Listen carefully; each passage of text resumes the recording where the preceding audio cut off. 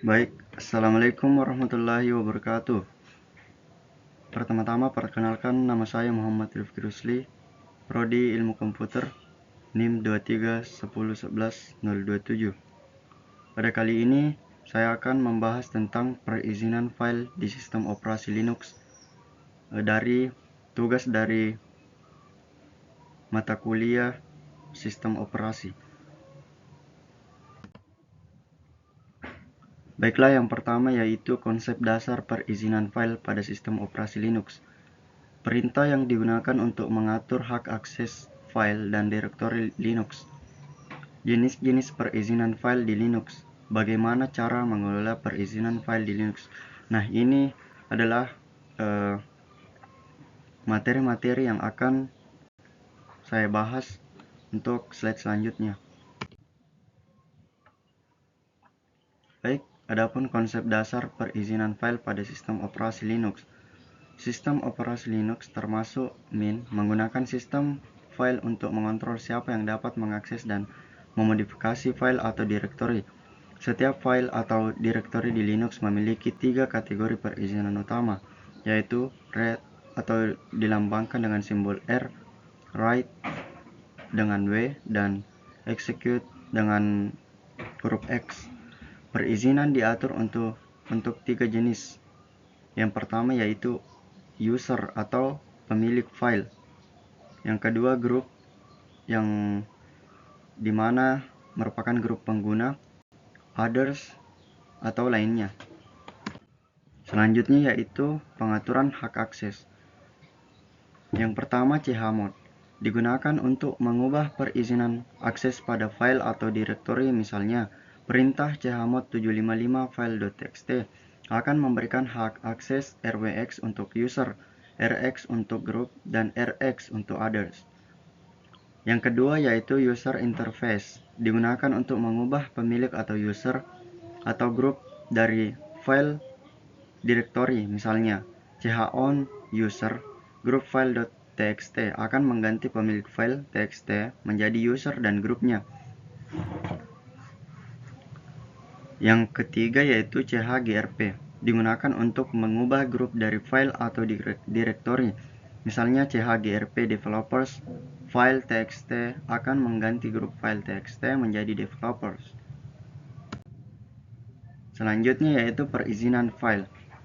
R atau read, memberikan hak akses untuk membaca file atau daftar isi.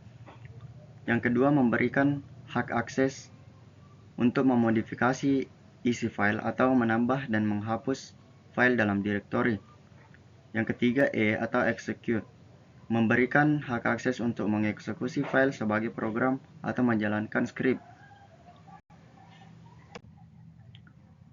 Selanjutnya yaitu pentingnya pengelolaan file dan perizinan. Pengelolaan file dan perizinan yang tepat sangat penting untuk menjaga keamanan dan integritas di sistem Linux. Pengaturan perizinan yang benar dapat mencegah akses yang tidak sah ke data sensitif dan memastikan bahwa hanya pengguna yang berwenang yang dapat mengubah file atau direktori. Misalnya, dalam lingkungan multi-user, sistem perizinan file dapat mencegah pengguna lain mengubah file yang dimiliki oleh pengguna lain.